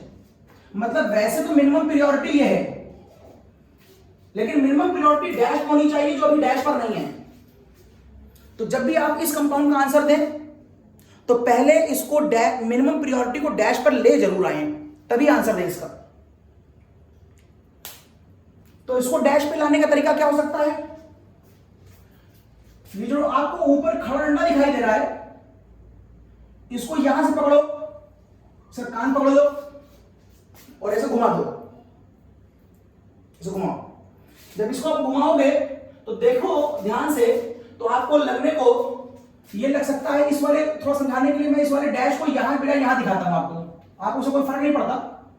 ये देखिए, थोड़ा प्रेजेंटेशन आपको थोड़ा सा प्रेजेंटेशन आपको और बेहतर दिखाई देगा। इसको मैं यहां दिखा देता हूं, ये ऐसे, और यहां पर मैंने इसको ऐसे दिखा दिया। चीज वही है, कोई फर्क नहीं पड़ता। ये ऐसे, ये अभी भी पीछे है, हल्का है, इसलिए अवे फ्रॉम द ऑब्जर्वर है, ये मोटा है इसलिए टुवर्ड्स द ऑब्जर्वर है, वही बात है। लेकिन अब आपको एक चीज साफ दिखाई देगी, अगर ध्यान से देखिए तो ये एक झूला बन गया है, जिसमें ऊपर एक पिलर निकला हुआ है और नीचे 3 बच्चे झूल रहे हैं एक चक्री में। ऊपर एक झूला है और नीचे 3 लोग, ऊपर एक पिलर है और उसको घुमा रहे हैं। जब मैं उसको घुमा रहा हूं डंडी से, तो ये घूम रहा है, घूम सकता है। घूम सकता है कि नहीं? बिल्कुल घूम सकता है, क्योंकि सारी बॉन्डें सिंगल है। और आपने फर्स्ट टाइम पढ़ा है कन्फर्मेशनल आइसोमेरिज्म, सिग्मा बॉन्ड पर सिंगल बॉन्ड का रोटेशन हो सकता है। दिस द कॉज, अगर मैं इसको यहां से रोटेट कराता हूं तो ये रोटेट करेगा, वो तो तब तक मैं रोटेट कराऊंगा जब तक H मिनिमम पीरियोडिटी में ना जाए। तो क्या मैं इसका डायग्राम ऐसे बना सकता हूं? ये डायग्राम, क्या अच्छा डायग्राम बना सकते हैं? CS2 CS3 यहीं रहने दो, चलिए घुमाइए, either clockwise anti clockwise doesn't matter, इसे घुमाइए। अगर मैं इसे घुमाऊं तो Cl को यहां मान लेना, घूमेगा Cl यहां पर आएगा। चलो मैं डायग्राम दिखा दूं पहले। ये डायग्राम तो फिक्स है, डायग्राम की लोकेशन में कोई मतलब नहीं, ये फिक्स लोकेशन है, इसकी लोकेशन फिक्स है। ये तीन झूले हैं, बस बच्चे बदलने हैं आपको। तो आपने इस बच्चे को यहां भेजा, इस बच्चे को यहां भेजा और इस बच्चे को यहां भेज दिया, ऊपर चक्री घुमा रहे हो। बैठने वाली जगह जो है वो फिक्स है, बस बच्चे अपनी लोकेशन बदल रहे हैं। बैठने वाली सीटें नहीं बदल रही हैं, बस बच्चे बदल रहे हैं। तो ये लोकेशन ऐसी ही थी, बस H घूमकर वहां चला गया, Cl घूमकर यहां आ गया और CS3 घूमकर यहां पर आ गया। ये देखिए, इसका आंसर देने से पहले आपको इसका आंसर लिखना चाहिए था, मतलब H को मिनिमम पीरियोडिटी पे ले आइए। अगर पहले से मिनिमम पीरियोडिटी होती तो मुझे कुछ करने की आवश्यकता नहीं थी। अगर मिनिमम पीरियोडिटी पे नहीं है तो घुमा करके मिनिमम पीरियोडिटी पे लाइए पहले, ये इसका अच्छा पॉइंट है। जब मिनिमम पीरियोडिटी पे आ जाए तो नंबरिंग कर लीजिए। Cl सबसे बड़ा है 1, उसके बाद ये है 2 और उसके बाद ये है 3। मिनिमम पीरियोडिटी वाले को मत देखिए, खाली इतने को देखिए। 1 2 3 घुमाइए, कैसे घूम रहा है? It is anti clockwise. जब एंटी क्लॉकवाइज घूमता है तो उसे एस कहते हैं। जब डायग्राम निकाल लिया तो दोबारा इसका एच लगा दीजिए यहीं पर, ये एच। इसका मतलब ये कंपाउंड इस समय अपनी एस फॉर्म में है और ये कंपाउंड कौन सा था? ये था। और ये कंपाउंड कौन सा था? ये था। तो अगर मैं इसका आंसर फिशर में जाकर निकालूं तो फिशर में भी इसका आंसर ऐसे ही आना चाहिए, तभी मैं कह पाऊंगा कि मेरा सब कुछ सही चल रहा है, सारी चीजें आइडेंटिकल होंगी। क्योंकि किसी भी चीज का तरीका बदल सकता है समझाने का, उसका नाम थोड़ा ही बदल जाएगा।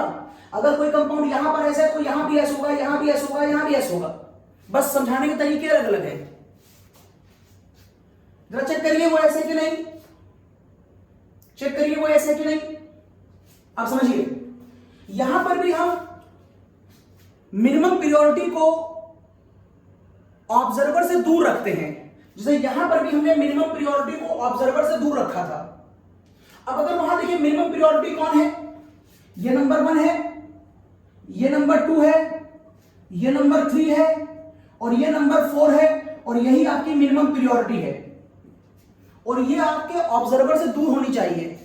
ध्यान से देखिए, इस वाले क्वेश्चन में ऑब्जर्वर को पास में क्या दिखाई देता है? ये मोटी वाली लाइन है, ये मोटी लाइन है, मतलब हॉरिजॉन्टल लाइन ऑब्जर्वर के पास से तनी मोटी है और वर्टिकल लाइन डैश से दिखाई है क्योंकि वो ऑब्जर्वर से दूर हो गई है।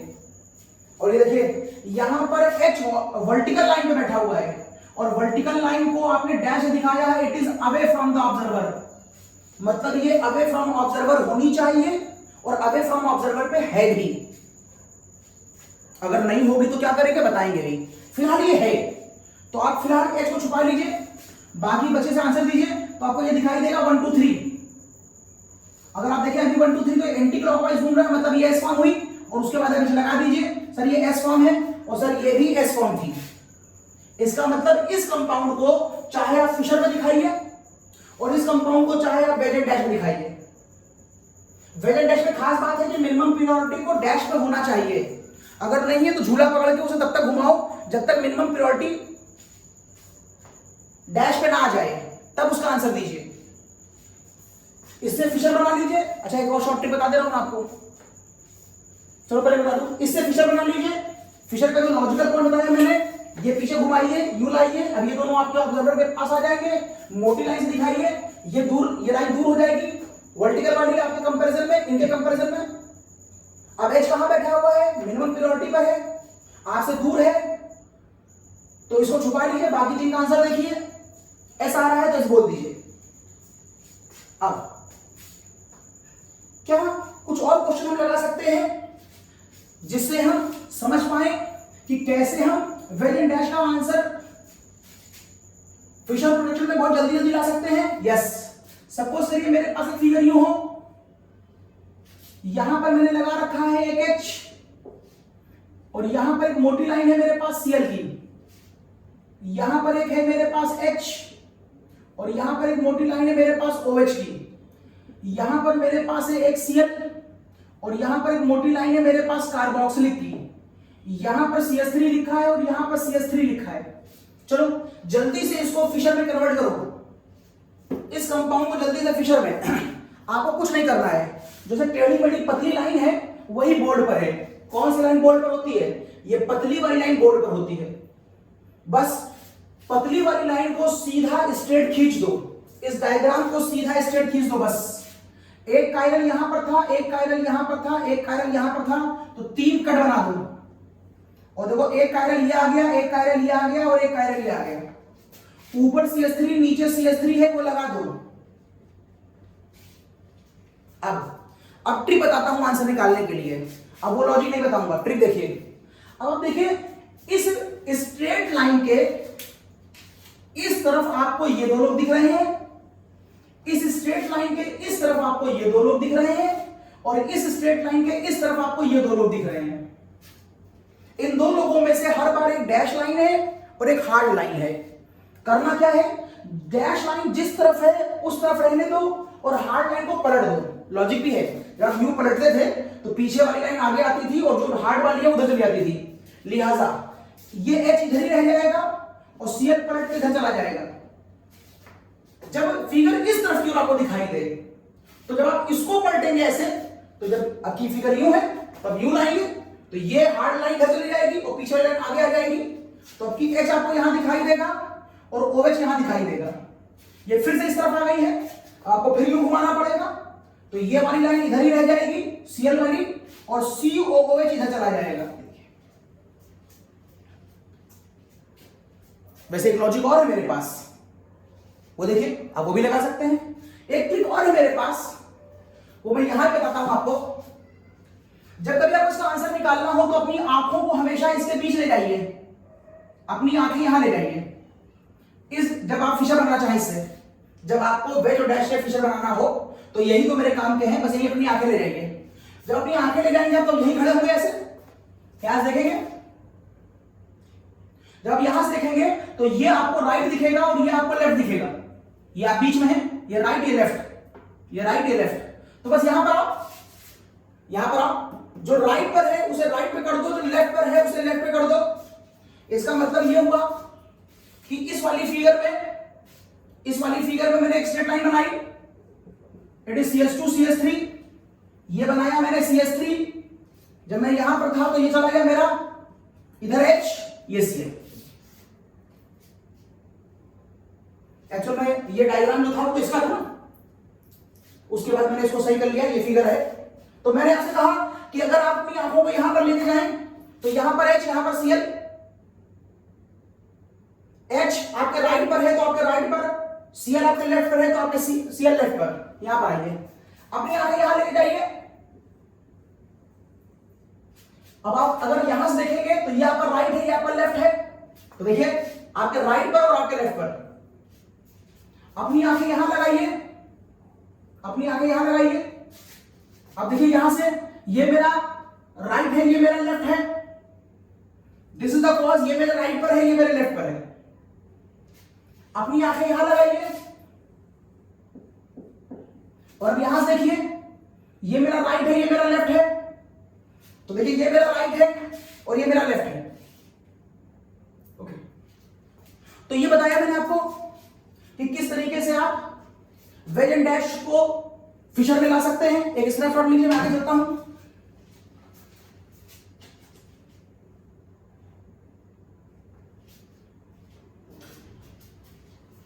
ओके,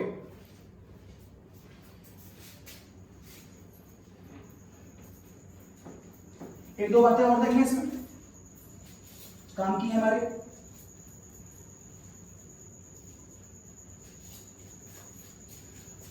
और वो है कि मॉलिक्यूल को अगर मैं ऐसे लिखता हूं तो एक बात ध्यान रखिएगा, अब मैं फिशर में आ गया हूं तो फिशर का एक खास पॉइंट होता है कि जो मोस्ट ऑक्सीडाइज कंपाउंड है वो टॉप पर होना चाहिए। ये देखिए, this is the example of lactic acid, ये लैक्टिक एसिड है। फिशर प्रोडक्शन जब भी आप बनाएं तो ध्यान रखें, आपकी कोशिश होनी चाहिए कि कंपाउंड का जो मोस्ट ऑक्सीडाइज है वो टॉप पर होना चाहिए। अगर नहीं है तो हम लाएंगे, फिलहाल ये है तो बताएं इसका नाम क्या है, लैक्टिक है। आर और एस बताएं। आपको मालूम है फिशर में ये लाइन हॉरिजॉन्टल पर मोटी होती है और ये लाइन डैश की होती है, मिनिमम प्योरिटी डैश पर है, तो जो आंसर आएगा वही बोला जाएगा। ये नंबर 1 होगा क्योंकि एटॉमिक नंबर ऑक्सीजन से जुड़ा है, ये कार्बन जुड़ा है, इसके बाद आएगा इट इज 2 कार्बन, ये भी कार्बन से, ये भी कार्बन से, लेकिन सी के बाद O मिलेगा, हाई एटॉमिक नंबर, सी के बाद H मिलेगा। तो अगर तुम O और H में कंपेयर करोगे तो H हार जाएगा। तो ये 1 है, ये 2 है, ये 3 है, और आपका हाथ घूम रहा होगा ऐसे, ऐसे घूमेगा तो ये एस लैक्टिक एसिड होगा, ये एस लैक्टिक है। अगर आप इसकी मिरर इमेज बनाएं, इसकी मिरर इमेज, तो आप देखेंगे अब आपको ये यहां दिखाई देगा, ये यहां, OH इधर, CH3 इधर। चेक करके देखिए, इसका आंसर आर आ रहा होगा, आप चेक कर लीजिएगा, इसका आंसर आर आएगा। मैं करा दे रहा हूं, ये 1 है, ये 2 है, ये 3 है, मिनिमम प्योरिटी ऑब्जर्वर से दूर होनी चाहिए, ऑब्जर्वर के दूर है, ये 1 2 3 घुमाइए, अब ये आर घूम रहा है क्लॉकवाइज, ये आर हो गया, ये आर लैक्टिक है। लेकिन सपोज करिए आपको कोई ऐसा लैक्टिक दे दिया जाए, अगर आपसे कोई ऐसा लैक्टिक दे दिया जाए जहां पर COH यहां पर है, यहां पर आपके पास CH3 है, यहां पर आपके पास OH है, और यहां पर आपके पास H है। अगर ये आपके पास हो तो आप चाहते हैं कि आप चाहते हैं कि मोस्ट ऑक्सीडाइज्ड स्पीशीज को टॉप पर होना चाहिए। फिशर प्रोडक्शन का ये रूल है, आप उसको मोस्ट ऑक्सीडाइज्ड को टॉप पे रखिए। तो मैं इसको टॉप पे ला सकता हूं, लेकिन एक बात ध्यान रखिएगा, यहां पर मैं कुछ इंटरचेंज कर सकता हूं, इसको यहां पर ला सकता हूं, मैं इसको यहां पर ला सकता हूं।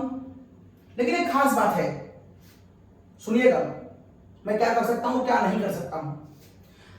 आप इस COH को सीधे यहां से इंटरचेंज नहीं कर सकते, इसको सीधे यहां से इंटरचेंज नहीं कर सकते, मतलब सीधे इसको ऐसे पलट नहीं सकते, ये सीधे यहां नहीं आएगा, ये सीधे यहां नहीं आएगा। अगर आपको इसको यहां तक लाना है तो आप वाया 90 डिग्री घूमेंगे, 90 डिग्री के आप स्पॉट ले सकते हैं। अगर आप इसे एक बार 90 डिग्री घुमाएं, मतलब इसको यहां पर लाएं और इसको यहां पर लाएं, तो इसकी अगली फिगर क्या आएगी। ऐसा मैं क्यों कर रहा हूं, खाली कार्बोक्सिल को टॉप पर लाने के लिए। तो ये देखिए, ये फिगर आएगी, जबकि इसके अंदर भी मैं कोई चेंज नहीं कर रहा हूं। इसे मैंने कहा 90 डिग्री का इंटरचेंज, इसे मैं कहता हूं 90 डिग्री का इंटरचेंज। लेकिन आप खास बात पर अगर गौर करके देखिए तो यहां पर, यहां से यहां तक आते समय उसका नेचर ऑफ कंपाउंड नहीं बदलना चाहिए। मतलब अगर वो R था तो यहां भी R होना चाहिए, यहां S था तो यहां भी S होना चाहिए, तभी आइडेंटिकल कंपाउंड माने जाएंगे। लेकिन देखो यहां पर कुछ बदल गया है, इसलिए दोनों आइडेंटिकल नहीं होंगे। देखो कैसे, H मिनिमम प्योरिटी पे होना, H होना चाहिए ऑब्जर्वर से दूर है, यहां भी दूर होना चाहिए है। नंबर 1 ये है, ये नंबर 2 है, ये नंबर 3 है इस केस में, तो ये घूमेगा ऐसे 1 2 3, ये एंटी क्लॉकवाइज घूम रहा है S, तो इसका आंसर S ही होगा।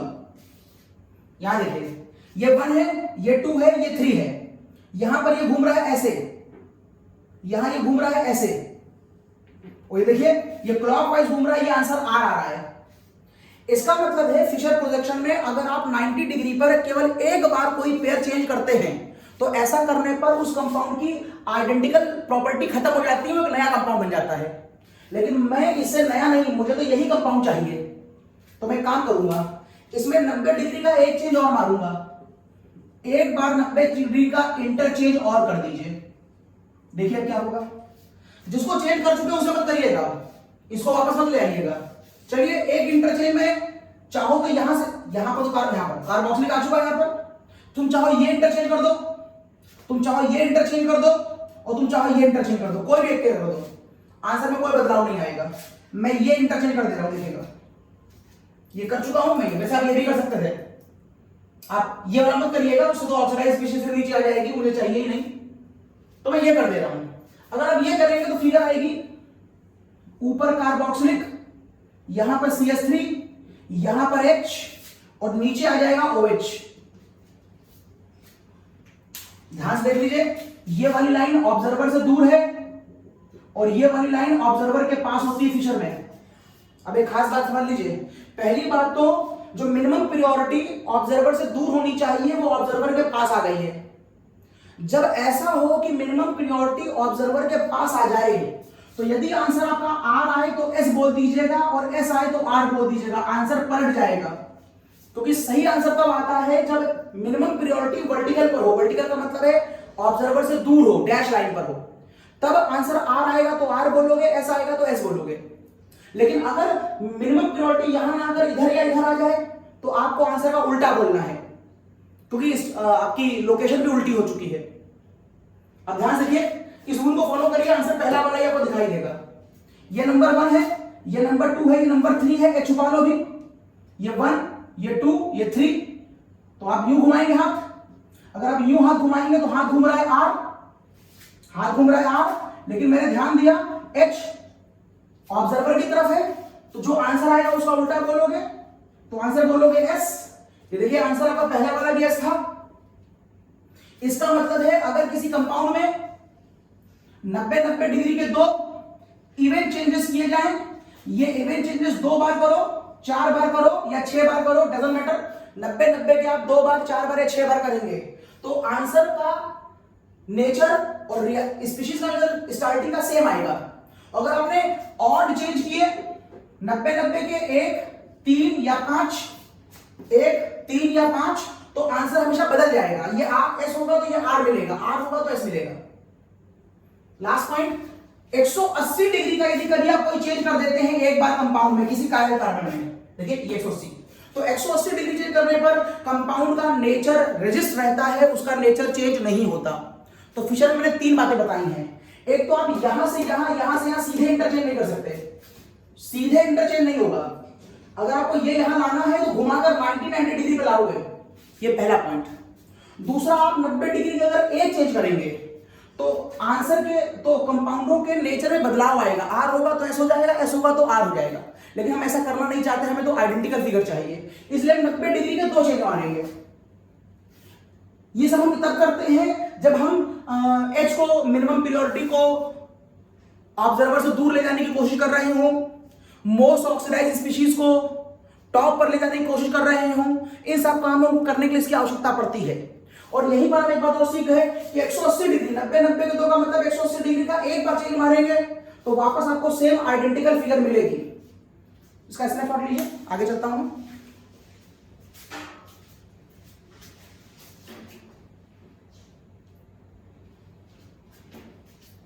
ओके, तो ये बताया मैंने आपको, वेज डैश हो गया, वेज डैश से फिशर में कैसे है ये बता दिया, फिशर कैसे वर्क करता है ये बता दिया। अब आगे, अब आपको यहां देखना होगा 2 चीजें, एक सॉ हॉर्स क्या होता है और एक न्यूमैन प्रोजेक्शन क्या होता है। न्यूमैन प्रोजेक्शन दोनों काफी मिलती जुलती चीजें हैं। पहले सॉ हॉर्स और न्यूमैन प्रोजेक्शन के बारे में हल्की से आउटलाइन दे रहा हूं मैं।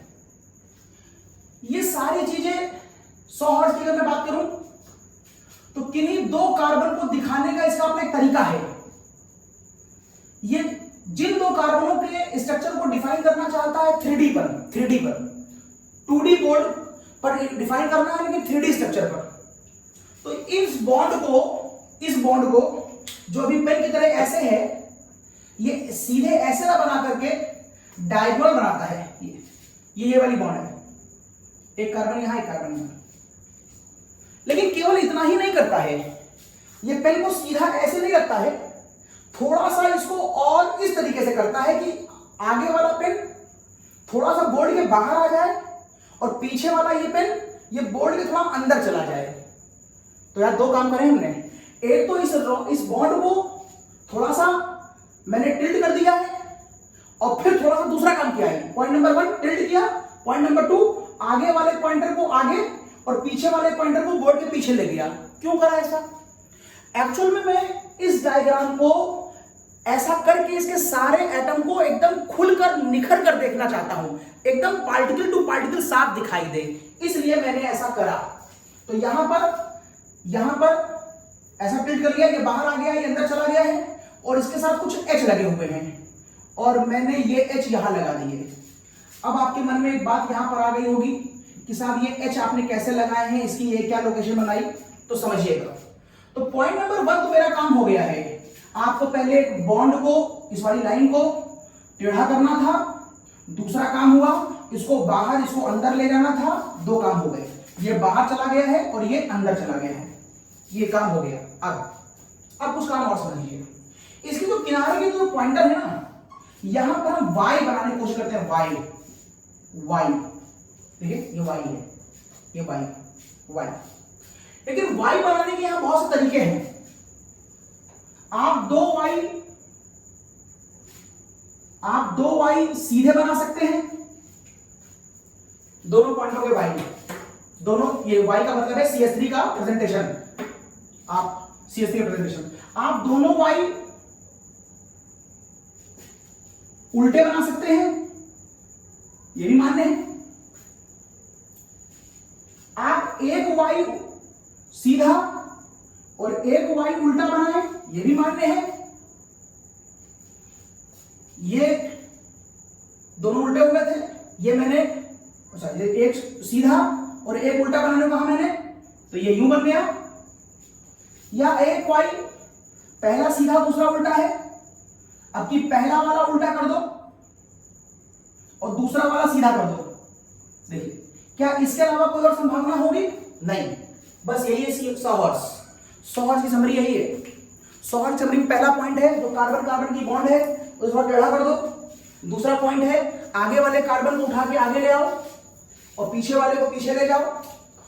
जो आगे वाला है हम अपनी आंखें यहां रखेंगे और हम यहां से कंपाउंड को देखेंगे, तो ये वाला कार्बन मेरा फ्रंट कार्बन कहलाएगा और ये वाला कार्बन मेरा बैक कार्बन कहलाएगा।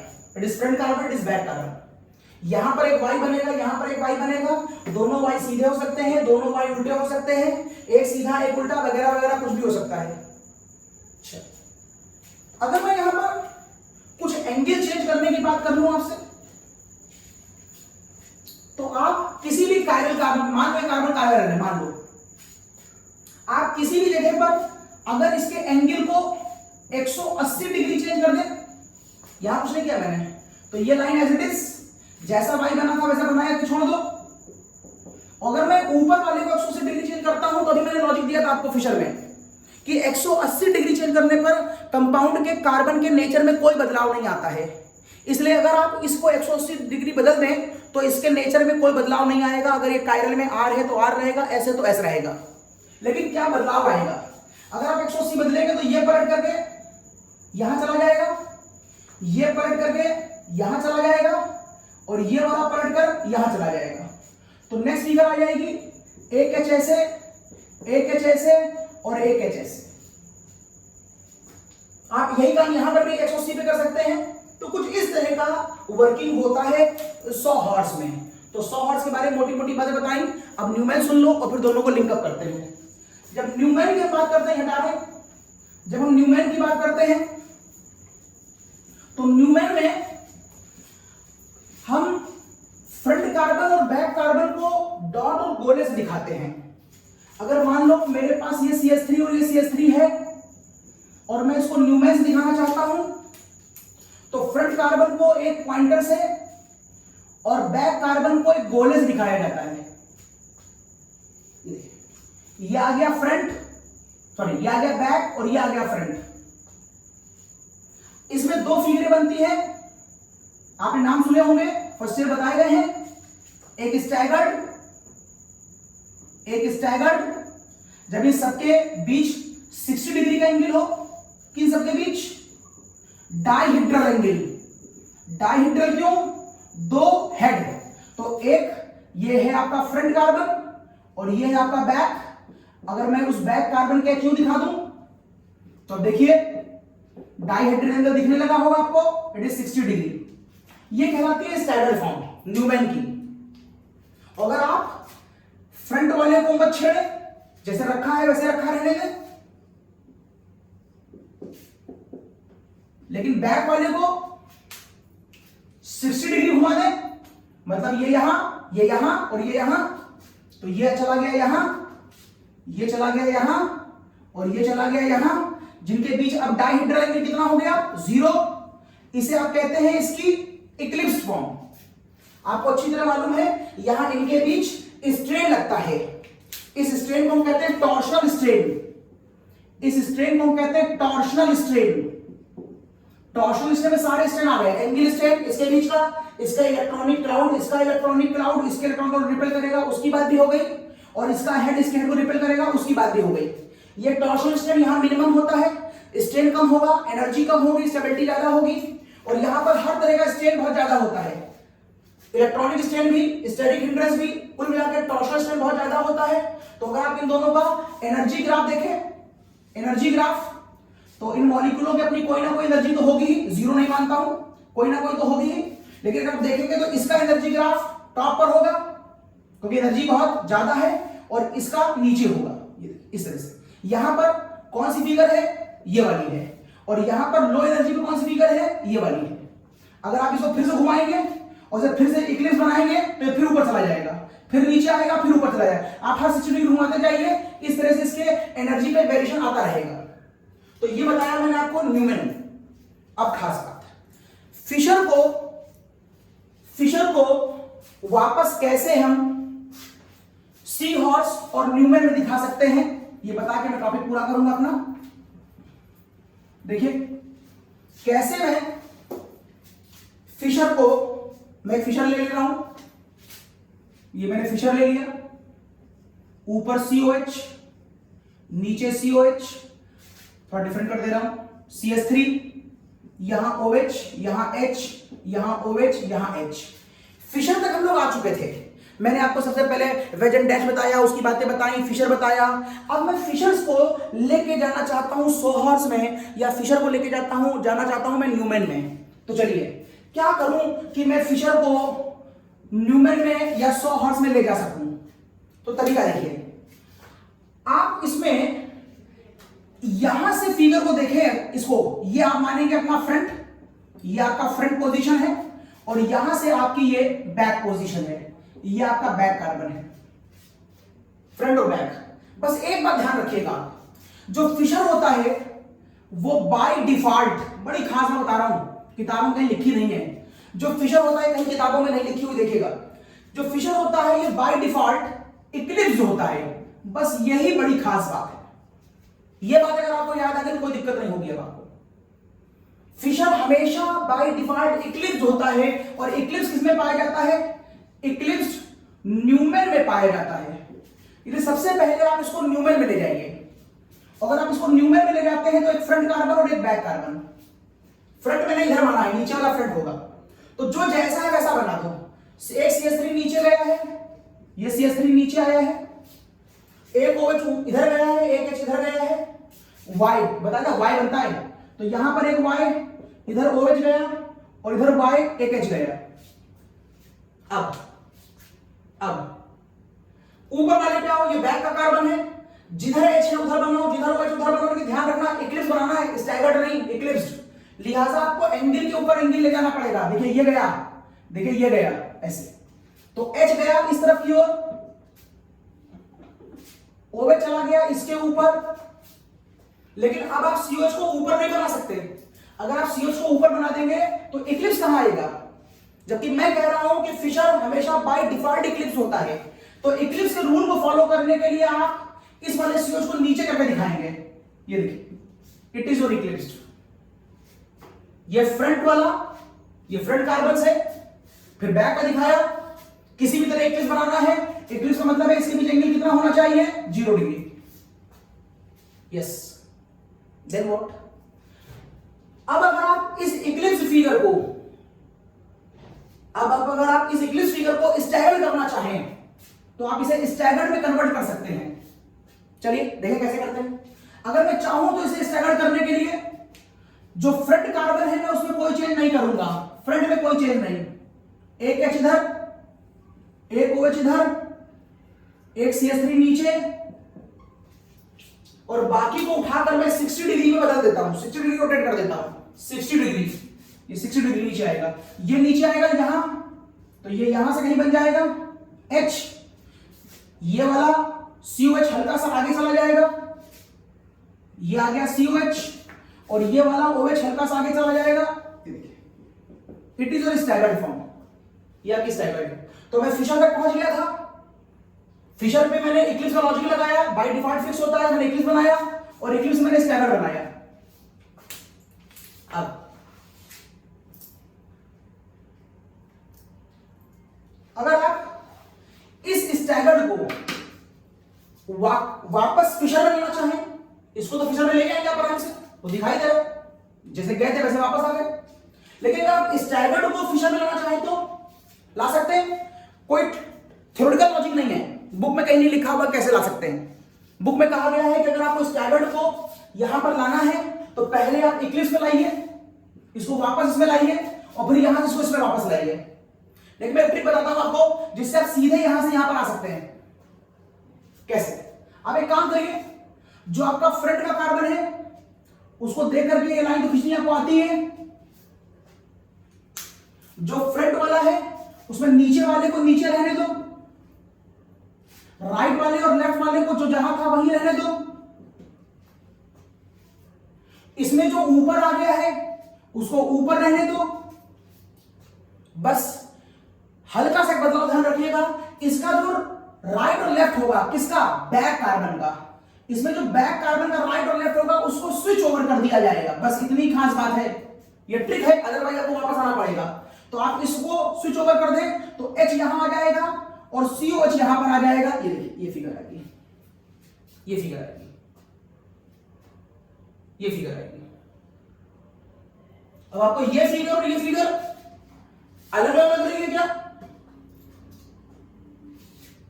कुछ बदला तो नहीं है? चेक करो एक बार पहले, कुछ बदला तो नहीं है? मुझे लग रहा है 2 बार OH, 2 बार OH, 2 बार H, 2 बार H, एक CH3 एक COH, सब ठीक है। यहां पर 2 बार OH, एक बार CH, ठीक, सब कुछ ठीक है। अब मैं प्रूव कर दूंगा अभी ये फिगर और ये फिगर सेम है।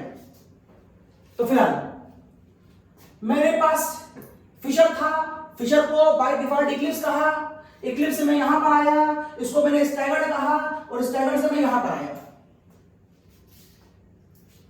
चेक कर लें ये फिगर और ये फिगर सेम है कि अलग अलग है। कैसे चेक करेंगे? चेक देखने से नहीं होता है, चेक होता है इसका R और S निकालने से। देखने में हो सकता है आपको ये लग रहा हो कि ये फिगर वो फिगर अलग अलग है। चलो R और S चेक करते हैं इसका। चलो इसका चेक करें पहले। इसका नंबर 1 ये है, ये नंबर 2 होगा और ये नंबर 3 होगा। ये नीचे वाली बॉन्ड इस कायरल से, ये नीचे वाली बॉन्ड नंबर 3 होगी। तो आप इसे घुमाइए 1 2 3। H देख लो कहां पर है, मिनिमम प्योरिटी कहां पर है? ऑब्जर्वर के पास है। अगर आप इसे 1 2 3 घुमा रहे हैं तो ये राइट घूम रहा है, लेकिन चूंकि मिनिमम प्योरिटी ऑब्जर्वर के पास, इसे उल्टा बोलोगे तो ये आंसर आ जाएगा S। यहां देखो, यहां पर नंबर 1 ये है, इस वाले कार्बन से इधर भी कार्बन है, इधर भी कार्बन है, लेकिन इस कार्बन के बाद OH है जबकि इस कार्बन के बाद H है। तो मुझे लग रहा है ऊपर के केस में ये जीत गया, ये नंबर 1, ये नंबर 2 हो जाएगा और ये नंबर 3 हो जाएगा। तो ये फिगर अब यूं घूमेगी और यूं घूम रही है, तो ये S, लेकिन H हॉरिजॉन्टल में बैठा है, ऑब्जर्वर के पास है, तो R, तो ऊपर वाला हो गया S और नीचे वाला हो गया R। ये 2 कार्बन, ये वाला S और ये वाला R, कुछ ऐसा आ रहा है। यहां देखें, यहां पर ये नंबर 1 है, यहां पर ये नंबर 2 है, 2 बार OH है, यस। यहां पर नंबर 1 नंबर 2, नीचे आओ यहां पर, ये नंबर 1 ये नंबर 2, तो ये नंबर 3 होगा। 1 2 3 यू घूमेगा। कैसे घूम रहा है? R, लेकिन H कहां है? हॉरिजॉन्टल पर है, तो जो आ रहा है उसका उल्टा बोलेंगे क्योंकि H टुवर्ड्स द ऑब्जर्वर है।